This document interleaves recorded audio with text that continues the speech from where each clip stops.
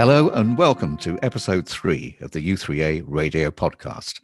With a rather different festive season this year, I would like to think of the u3a as one big happy family where we can all get together by virtue of the podcast, no matter where we are in the UK. I'm Nick Bailey, and in this programme we'll be having a virtual Christmas party, and we even talk to Father Christmas. We also start a series of members' memories with a former ship's radio officer and a court interpreter who gets lost in translation. And in the end, he stuck up 2 fingers to the policeman. But if you're still looking for that last-minute Christmas present for your grandchildren, you may be interested in a children's book called Orion's Messenger, written by Antonia Berger from Mill Hill u3a in London. It's said to be a cross between The Lion, the Witch and the Wardrobe and Peter Pan. And although the story about the fantastical adventures of a little boy called Alex has just been published, it's been in the pipeline for a long time.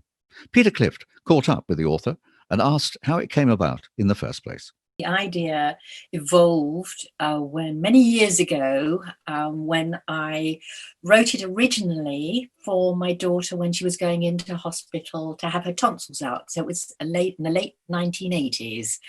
I wrote the book, obviously, to take her mind off it and give her something to focus on, which was like a fantasy story and took her out of the situation. However, in the interim, I never did anything about it, and it has been sitting on a shelf gathering dust for over 30 years. Sitting there gathering dust, and then we go into lockdown. And how did lockdown affect the book? The back of my mind that this has been niggling me on and off over all these years to do something about it. And the catalyst was my son, who lives now in Nashville, Tennessee. He said, "Come on, Mummy, we live in a different age. Do something about getting the book published," because he enjoyed the story too. And he has 2 little ones, and my daughter now has 2 little ones too. And he said, "You need to get the book published in time for them to enjoy the story themselves." So that was my motivation, and lockdown gave me the opportunity and that window of time where I could actually focus on it and sort it out and tweak the story. And the reason why I had to tweak the story was because of various things that have happened over the years in relation to other authors and situations that have come about that have, how shall I put it? There are elements of the story which are now in other stories too. So, for instance, one of the characters, who is an ogre in the book, and his name was the Grizzly Gromit. Well, of course, along came Wallace and Gromit. So the Grizzly Gromit then became the Grizzly Grumpot. So now he's the Grizzly Grumpot.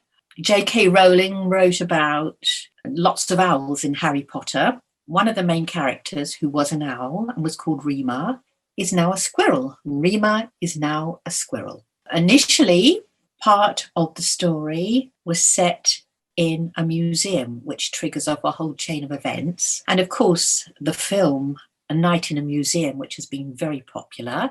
So that's another element. And also a point where the boy in the book, the main character, Alex, he flies off to a fantasy and magical island. And of course, there is a boy that flies off on the back of a bird in Never-Ending Story. So I've had to change elements within the book, but I've also still kept fairly true to the initial and original story. So you're publishing the book, just a book or anything else? I have done the audio book too during lockdown, which has been great fun and quite a challenge. Over the 17 chapters, my husband and I have narrated it, and my husband has done most of the character voices, which he's jolly good at, though I say it myself. And we've had great fun doing it during that time. Well, you whetted our appetite, Antonia. Can we hear some of the book? With pleasure. So the book is called Orion's Messenger, and I write it under my maiden name, which is Antonia de Winter. Chapter 1, How It All Started. The ghost train rolled slowly into the dark tunnel. Alex was sitting in an open carriage, and he shivered as a damp mist swirled all around him. He felt frightened and excited at the same time because he didn't know what to expect. Wolves howled in the distance as the train picked up speed and clattered along the track. Suddenly, a large black spider dangled in front of his face and made him jump. "Oh no!" he shrieked. A moment later, some ghostly white figures leapt out in front of him, wailing and moaning. Ooh. As the figures faded into the darkness, he thought, "Whatever next?" The ghost train gathered speed and swayed wildly around the bends. Alex's eyes were screwed tightly shut, and he hung on as best he could. "This must be the craziest thing I've ever done," he muttered. All of a sudden, he heard the brakes screeching and the train slowed down, finally emerging from the eerie surroundings of the dark tunnel. Alex opened his eyes again and blinked in the bright sunlight as the ghost train ground to a halt at the end of the track. He climbed down from the train and was aware of somebody talking to him. Antonia Berger reading the start of her book, Orion's Messenger, which is published under her maiden name of Antonia de Winter. It's now available on Amazon and the audio version through Audible. Since our first podcast in September, I've been asking you to get in touch if you've got an interesting story to tell for a series of members' memories. Janet Erskine from Chinner u3a, which is part of the Thames Valley Network, did just that. And this is her story. Janet lived for 10 years in France and Switzerland, where, apart from being a busy mum to 2 young children, she taught English as a foreign language. On her return to this country, she used her language skills to join a new government department as a public service interpreter in French and English. And Peter Clift asked her how the service started.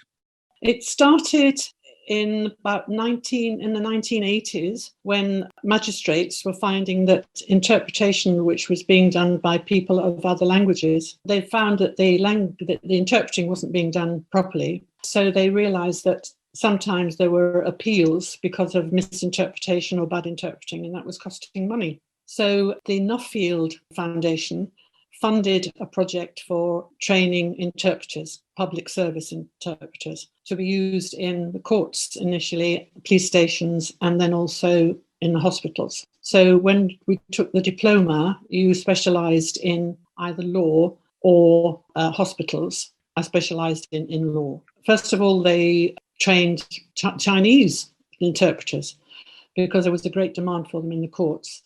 And then later on, they worked on the European languages. And we had a native speaker for each language, each European language. And we worked on a terminology bank and also compared the 2 systems of 2 legal systems. And also we used the police in role play, which trained them in using an interpreter as much as it trained the interpreters in being used, because the police were not at all used to using interpreters. And that was all after work at night, because we knew it was never going to be a full-time job. It's always ad hoc. We're now very much into a multicultural society. Yes. I would assume there's greater and greater demand for services of interpreters. You would think so, because they still tend not to, some communities still tend to keep their women very much out of society, as it were, and not learning the language, not learning English. So yes, they realised that trained interpreters definitely needed to be used, rather than members of the family or children or husbands taking their wives along to see the doctor.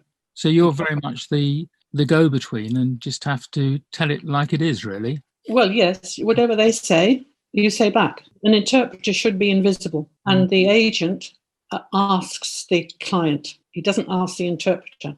Because sometimes police who aren't used to using an interpreter say, ask him. And you have to say, no, you ask him and I interpret. You, to all intents and purposes, should be invisible, or the third person that's there but shouldn't be noticed. You would have seen life in the raw. Yes, very much so, yes. And witnessed all human life. There must have been things that, through all that, made you smile. Certainly, yes. There were quite a few amusing events. One of the early ones was you sometimes get confusion over African languages, African countries obviously using French, and they have their own accent. And there was one client who was asked how many children he had, and he said, "J'ai des enfants," which is some. So I said, "Okay, yes, but how many?" "J'ai des enfants." I've got some children. Yes, how many? And in the end, he stuck up 2 fingers, to the policeman. So I realised he was saying "deux" and not "des." In that situation where somebody was sitting there sticking up 2 fingers to a policeman. Janet Erskine with how language can land you in hot water. And if you have a story you'd like to share, let us know at communications@u3a.org.uk. Another memory comes from John Coop, a member of Wellingborough U3A, where he's an active participant in the ukulele group, and where I'm told he does a pretty good George Formby impression. But he started life as a radio officer on board cargo ships, and Ella Watts wanted to find out more about his life at sea. The job actually doesn't exist anymore. It's all satellite communications now, but back in the day it was Morse code over shortwave radio. Some voice, but very little. Yeah, it was got to see the world, and when I eventually married, I used to take my wife with me. That was one advantage of the cargo ships over the passenger ships. If you're an officer on a passenger ship, you can't take your wife with you, but you can on a cargo ship. She used to do things like organise the library and things like that. So that was one of our jobs. You had to add all these books that were put on board the ship for officers to read, because in those days there was very little entertainment. There were 6 films, not on DVD or anything. That was before the days of DVD, on reels of film that you used to have to show. That was one of my jobs as well, to show the films, and you had 6 to last you for 6 months. That's 1 film a month. Did you see it more than once? Well, what you used to do was you'd find another ship in the same port as you, and you'd go and swap your films. So you got a few extra views, but you couldn't sail off with their films. You had to swap them back before the ship sailed. So how long were you on the cargo ships as a married couple? Well, I did 6 years in total, and I married her after about a year, I think.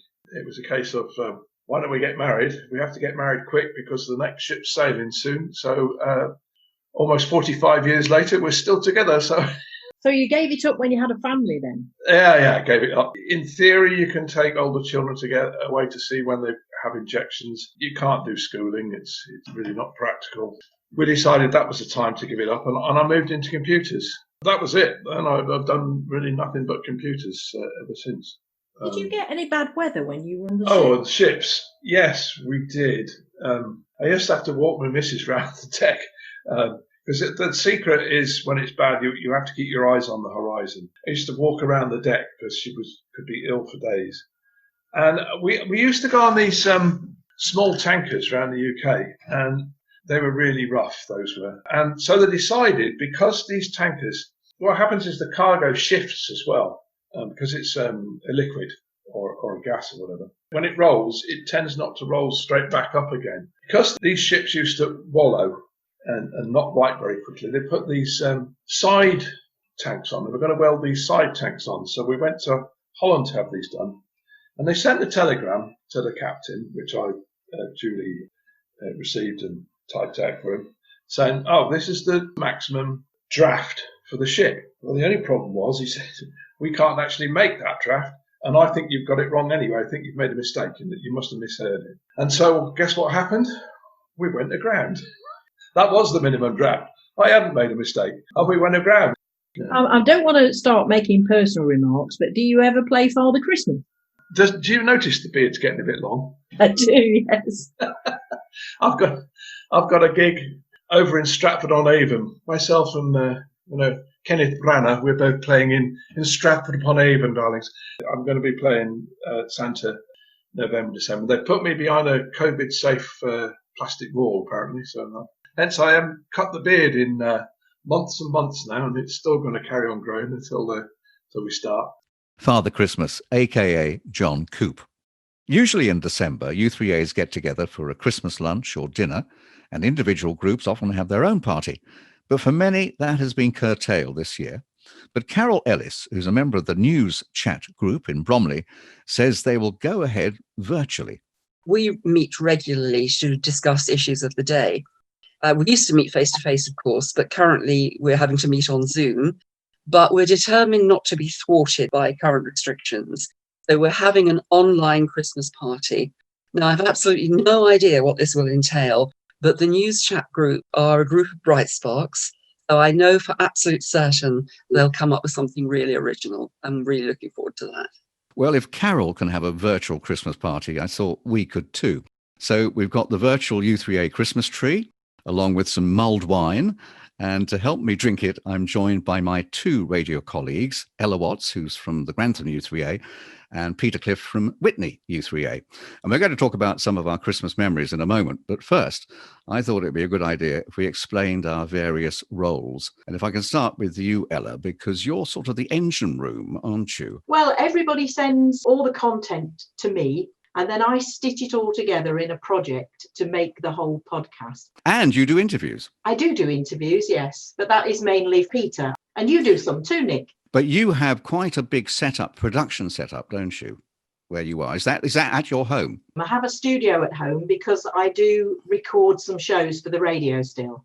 And Peter, in your case, you do interviews, but you also have an editing suite in your home, I think, don't you? I do have an editing suite on my laptop, which allows me to link things together. Of course, in the old days, we used to use a piece of tape and a razor blade and actually physically join it all together. But mainly I do the interviews. Can I talk a little bit about your careers and how you got into radio? Ella, I think radio was fairly late in the day for you, because didn't you have a career in finance? Yes, I am an accountant, and I had a very long career in accountancy. Finished up in a couple of very major charities that I enjoyed very much. One was the British Red Cross, and one was Leonard Cheshire, the disability charity. But during that time, I had a family, and my son was always very passionate about broadcasting. And when he was a teenager, I encouraged him to get involved with a focus group that was looking at establishing a local radio station in Grantham called Gravity FM. And so he did. He joined, and he was there more or less from the start. And is your son still involved? He does a very well-received specialist show, but he got me interested in local radio. When did you first get involved? In 2003. And what's your role with the station? I think you do pretty well everything, don't you? Because it's all voluntary, that we have no paid staff whatsoever. If you do a show, you pretty much do everything. You produce it, choose the music, present it, you run the desk, you do all the technical, you invite the guests, do the interviews. It's just a one-man show, basically. But that's the beauty of community radio, I think, isn't it? What about you, Peter? I think you've been immersed in radio almost from day one, certainly after you left school. Yes, I was very interested in radio 50 years ago, actually, believe it or not. I happened to be up north, and I walked into the studios of the then Radio Blackburn, which is a new BBC local radio station, and got myself a job as a freelance. And back in those days, it was all so much easier, really. They paid me, at the time, quite a lot of money to interview people and taught me some kind of basics. So I was very kind of involved with that for a period. Then I went to university and actually did drama at university and quite enjoyed that. Then, I got a job teaching, and life kind of took over, got a family, etc. And I went to the local radio station here and said I was interested in work. And they very kindly said, well, you can answer the telephone if you want to on a Saturday morning. And no, we're not going to pay you for it. So I thought, oh, well, blow that. And I joined Hospital Radio back in 1981, big hospital radio station in Oxford. Still there, really, after all this time. And I was programme controller, chairman, and did a bit of freelance work. I did voiceovers in the old days, road tests for cars and things like that, and still thoroughly enjoy it. Didn't you work with Whispering Bob Harris at one stage? Yes, we did some because he was based in Oxford, and we did some programmes with him. Incredible guy. I mean, very, very pleasant chap, very, very down to earth, lovely guy. And so I did some programmes with him. A fact that I bore everybody to death with and told them how I worked with Bob Harris. And the interesting thing is, he has never mentioned that on television to anybody, that he worked with me. Ella, there's something I want to bring up. It's not part of your radio career, but it's a kind of performance. You mentioned Leonard Cheshire as one of the charities you worked for, and I believe there was one occasion where you walked in on a party. Yes, it was a family and friends party at one of the Leonard Cheshire services. I was the regional finance manager, so I was quite important, you know. I turned up in a business suit with a briefcase, and I walked right into this costumed themed party in full swing, and one of the service users, he came rushing over to me and he said, "Oh, what have you come as, Dolly Parton?"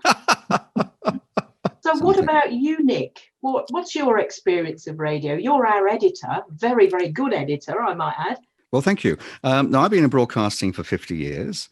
I started on Radio Caroline as a newsreader in the pirate radio heyday, really. I don't know whether you've seen The Boat That Rocked, but I was there for the year that film talks about, the year before the Marine Broadcasting Offences Act. So I was there 66 to 67. But when it was made illegal, I decided not to stay with them, and I left. But there were no jobs. BBC Local Radio was just starting, but I didn't do well at school. And I thought, why not emigrate to Australia? Because I'd been there as a child. And in fact, I'd been employed by an Australian on Radio Caroline. So I emigrated and worked in Australia for 5 years. And I started off, initially, I couldn't get a job because my accent was too English. But then gradually, I gained a bit of an Australian accent, or Australian radio, as they call it. And I got a job in the outback, 400 miles northwest of Sydney. And then I went to Townsville, so it was a much bigger station. And then eventually I ended up on Capital City Radio, which was every Australian radio announcer's dream. And I was in Brisbane for a year. Then I got itchy feet and decided to travel back to the UK to coincide with commercial radio, which started in 73. Almost got a job at Radio Clyde, but they got cold feet because I'd never been to Scotland. And I joined the British Forces Broadcasting Service, where I remained with them for 11 years. And this was prompted by my love of travel, really. And I worked for them in Gibraltar and Cologne, where I did Family Favourites, and in Berlin, and then in Hong Kong. And my 3 children were born in Hong Kong, because I stayed in Hong Kong for some time, but not with the British Forces. I joined the local station, Radio Television Hong Kong, where I did the current affairs program for 5 years. And then in 92, I decided for various reasons that I thought I'd better look for a job in the UK. I'd already been asked by BBC Radio 5 to be their correspondent. But strangely enough, one thing led to another, and it wasn't current affairs I got a job in, it was Classic FM. And I was chosen to be the launch presenter in 92. And I stayed with them for 25 years. So that's, in a nutshell, is what I did. And I think now, let's talk about some Christmas memories, because this is what it's all about. We are almost at Christmas. Ella, what about you? One Christmas memory that stays with me, mainly because of the kindness of our local community, is I hosted a Christmas Day lunchtime show. And I was alone in the building, in the studios, as you might expect on Christmas Day. And I mentioned on air that I was doing a Christmas lunch for 12 people, and that I'd left my husband Mike in charge while I came to do my radio show. And I was a bit worried that the dinner might be ruined. It got an enormous response from the listeners. Some of them actually came down to the studio and called up to me at the windows to say Merry Christmas, and so many invites to Christmas lunch. And one of them came from a sheltered community. I thought that was so kind. They invited all 12 of us to go and join them for Christmas dinner. But actually the dinner was fine. But I did consider doing the Vicar of Dibley approach and accepting all invitations. Well, that's the beauty of radio, isn't it? I mean, that is what's so wonderful about it. What about you, Peter? I taught for 12 years, and the school was based in rural Oxfordshire. And it was a large Victorian manor house set out on lovely grounds. And this Victorian manor house had a lovely wooden gallery as you came in. And every Christmas, this was decorated, deck the halls and all that. Absolutely fabulous. A huge Christmas trees, lovely wooden paneling all around, and lots of lovely, lovely decorations. Almost kind of picture book stuff, really. The only thing was, we kind of think it was a bit wasted, because we were teaching difficult, disturbed teenage boys from inner city areas. And I don't think they kind of quite grasped all the beauty of this Victorian manor house decked out and all the Christmas garb. So in a sense, a bit of a waste, but it's beautiful. And how about you, Nick? Have you got any Christmas memories? Well, I suppose it was a shock when I first went to Australia, which was with my parents. My father was an actor, and he was tasked to play Professor Higgins in the Australian production of My Fair Lady. And so I was 11, I think, when I got to Australia. And my Christmases before that were not always snow, I have to say, but certainly cold, the sort of weather you associate with Christmas. So I get to Melbourne in a heat wave, and I've never been so hot. And this was just before Christmas. So my memories of an Australian Christmas were being in Melbourne, being extremely hot, but enjoying the surf at one of the beaches and having barbecues as well. So that was quite something. And a more recent memory, I was on honeymoon with my wife in Sri Lanka. This was several years ago. And there's quite a big Christian community in Sri Lanka. And one of the hotels we were staying at, it had lots of Christmas decorations, and it had a sleigh and Father Christmas, but not pulled by reindeer, but by monkeys, which I thought was rather sweet. Now, Ella, I think you've got another Christmas memory, haven't you? In 2018, I was approached by South Lincolnshire Blind Society, and they wanted to do a concert in St Wolfram's, which is a beautiful parish church in Grantham. And they asked me to suggest choirs and singers and groups that could be approached as performers, which I did.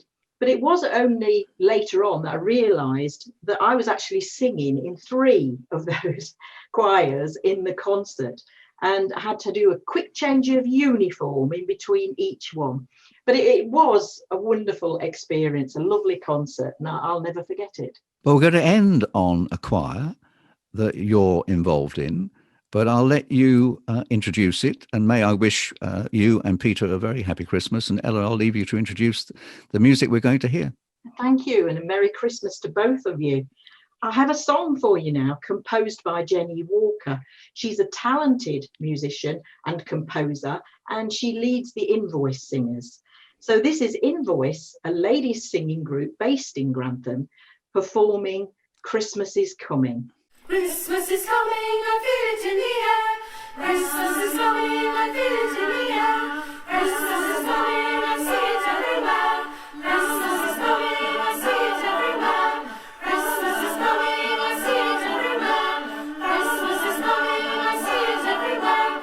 Snow is falling on the ground, sleigh bells ringing all around. Let us sing your words of cheer, welcome at this time of year. Ding dong, ding dong, ding dong, ding dong, ding dong, ding dong.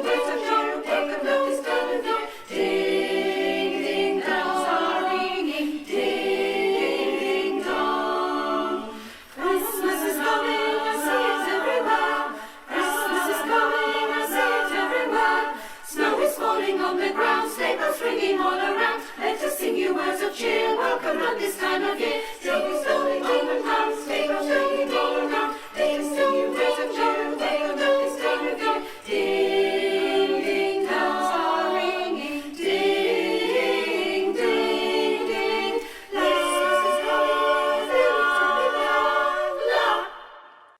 Christmas is Coming, written by Jenny Walker, who also led the Invoice Singers. Now, Christmas wouldn't be Christmas without some carols. So on Christmas Day, I'll be introducing a special podcast with a selection of your favourite carols. But the usual podcast will be back on the 17th of January. Until then, this is Nick Bailey wishing you, on behalf of Ella and Peter and the entire U3a podcast team, a very Merry Christmas and a Happy New Year.